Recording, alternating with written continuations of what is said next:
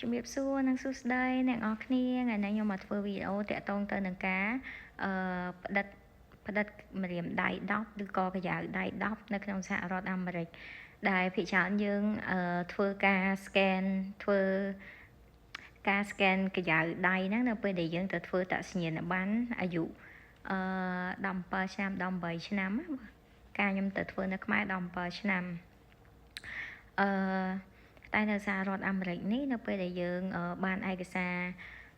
biometric នៅនេះគេហៅ biometric គឺយើងត្រូវ scan កាយ៉ៅដៃឯងអត់មាន scan កាយ៉ៅជើងទេគឺយើង scan កាយ៉ៅដៃម្រាមដៃ10យើងហ្នឹងណាជាមួយនឹងUSCIS បន្ទាប់មកគេនឹង search background យើងដើម្បី check ជាមួយនឹង FBI ថាកាយ៉ៅដៃយើងហ្នឹងធ្លាប់ធ្វើអីខុសច្បាប់ពីមុនមកអត់ឧទាហរណ៍ថាខ្ញុំបានមកសហរដ្ឋអាមេរិកហើយខ្ញុំបានទទួល appointment មានន័យថាការណាត់ជួបធ្វើ scan កាយ៉ៅដៃហ្នឹងនៅពេលដែលខ្ញុំទទួលបានឯកសារជាមួយ USCIS អញ្ចឹងយើងហៅថា biometric ជាភាសាអង់គ្លេសអញ្ចឹងខ្ញុំបានលិខិតមួយតើដំណើរការនៃពេលទៅធ្វើ biometric ហ្នឹងមកខ្លះស្ដាប់វីដេអូនេះទាំងអស់គ្នាអូខេមុនដំបូងយើងកាន់សន្លឹកដែលយើងបានពី USCIS ទៅហើយឯកសារផ្សេងដែលគេទាមទារមានដូចជាលិខិតណាត់ជួបជាមួយនឹង USCIS នៅម៉ោងហ្នឹងនៅពេលហ្នឹងនៅថ្ងៃហ្នឹងទីតាំងហ្នឹងអញ្ចឹងណាអ្នកទាំងអស់គ្នាត្រូវទៅមុនយ៉ាងហោចណាស់ក៏5-10នាទីដែរព្រោះយើងអាចអង្គុយចាំនៅខាងក្រៅបានអញ្ចឹងណាឬក៏ចាំនៅក្នុងឡានហើយយើងយកទូរស័ព្ទរបស់យើងចូលបានដែរប៉ុន្តែទូរស័ព្ទហ្នឹងត្រូវបិទ silent ហើយយកតែឯកសារចូលបានទេ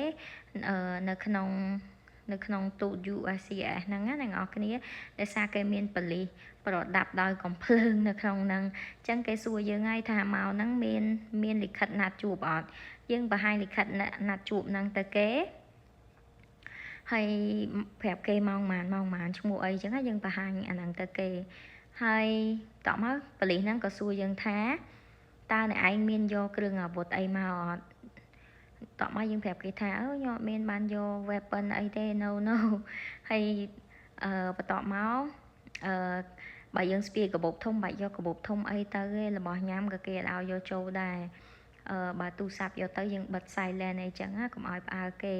ហើយគេនឹងថតរូបយើង scan កាយ៉ៅដៃម្រាមដៃទាំង10របស់យើងហើយគេនឹងថតរូបយើងបើមកគេឲ្យយើងអង្គុយចាំហើយតោះមកគេនឹងប្រាប់ឲ្យយើងធ្វើអីផ្សេងអញ្ចឹងចំពោះរយៈពេលនៃការធ្វើ scan កាយ៉ៅដៃហ្នឹងគឺមនុស្សតិចទេអ្នកនរគ្នាការខ្ញុំទៅ4-5នាក់3នាក់អីទេតែលឿនមែនតើការខ្ញុំទៅធ្វើតែ10នាទីទេលឿនមែនតើចំពោះឯកសារដែលយកទៅគឺដូចខ្ញុំប្រាប់នៅដើមវីដេអូអញ្ចឹងគឺលិខិតណាត់ជួប1ទី2គឺ photo identification រូបថត passport យើងហ្នឹងដែលយើងថតទៅទូតហ្នឹង 5x5 ហ្នឹងយករូបថតហ្នឹងទៅ4សន្លឹកទៅជំនួយបើយើងមានលុយយើងយកលុយទៅដែរតែគេអត់គិតលុយអីទេដោយសារយើងបានបង់លុយជាមួយនឹង USCIS ហើយអញ្ចឹងគេអត់មានគិតលុយអីទេវា include នៅក្នុងហ្នឹងអញ្ចឹងណាហើយបន្ទាប់មកយើងយកឧទាហរណ៍យើងរៀបការយើងយកសវត្ថអេតាស៊ីវិលរបស់យើងទៅយើងយកសវត្ថកណ្ដាលបកប្រែរបស់យើងទៅខ្ញុំមើលទៀតសិនត្រូវប្រាប់អ្នកនរគ្នាអស់តបមកយើងត្រូវបំពេញimportant information about your biometric service appointment អញ្ចឹងណាអញ្ចឹងយើងត្រូវពេញលិខិតមួយអ្នកនរគ្នាគឺលិខិតនេះតាក់ទងទៅនឹងកម្ពស់គីឡូយើងឈ្មោះពេញរបស់យើងខ្ញុំចង់ប្រាប់អ្នកនរគ្នាថាភ្នែកយើងណាខ្ញុំអត់ដឹងអ្នកនរគ្នាគិតមិនអីឬក៏ខ្ញុំទទួលស្គាល់ថាខ្ញុំគិតខុសអញ្ចឹងណាភ្នែកខ្ញុំគិតថាពណ៌ខ្មៅតែនៅសហរដ្ឋអាមេរិកនេះគេហៅភ្នែកយើងថាភ្នែកពណ៌ត្នោតអញ្ចឹងយើងត្រូវបំពេញភ្នែកយើងថាពណ៌ត្នោតអញ្ចឹងខ្ញុំបំពេញរបស់ភ្នែកពណ៌របស់ខ្ញុំគឺភ្នែកពណ៌ត្នោតគេមានបំពេញពណ៌សក់របស់យើងអញ្ចឹងសក់របស់ខ្ញុំពណ៌ខ្មៅខ្ញុំបំពេញពណ៌ខ្មៅអញ្ចឹងណាបំពេញពីកម្ពស់បំពេញពីគីឡូយូរដូចធ្វើតសញ្ញាណប័ណ្ណឲ្យយើងអញ្ចឹងប៉ុន្តែត្រូវ search មើលប្រវត្តិយើងធ្លាប់ធ្វើខុសច្បាប់អីពីមុនមកជួញដូរផ្លូវភេទជួញដូរគ្រឿងអាវុធឬក៏គ្រឿងញៀនអីចឹងណាខ ខុសច្បាប់ពីក្រៅប្រទេសមកអញ្ចឹងទៅអញ្ចឹងគេតាក់ទងមួយ FBI នៅពេលដែលគេ scan ក្រៅដៃយើងណា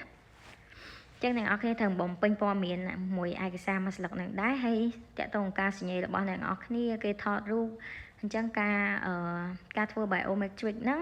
គឺមិនមែនជាការណាត់សភាអីទេខ្ញុំបញ្ជាក់អ្នកនរគ្នាគឺជាការណាត់ជួបអ្នកនរគ្នាដើម្បី scan ម្រាមដៃ10របស់អ្នកនរគ្នានិងមុខរបស់អ្នកនរគ្នា